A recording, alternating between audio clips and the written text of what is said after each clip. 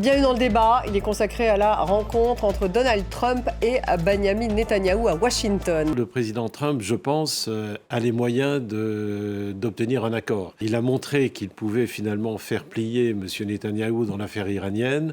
Pour lui, c'est important parce qu'il se veut faiseur de paix. On sait qu'il rêve d'obtenir le prix Nobel de la paix. La visite d'État d'Emmanuel Macron au Royaume-Uni, une visite d'État de 3 jours qui vise à marquer le rapprochement des deux pays 5 ans après le Brexit. En termes de dépenses militaires rapportées au produit intérieur brut, la France et le Royaume-Uni étaient à peu près au même niveau.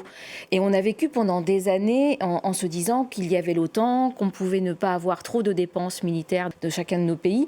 Et c'est vraiment que récemment, avec cette forte pression mise par le président Trump, que progressivement les pays européens se sont dit mais oui, on va dépenser davantage.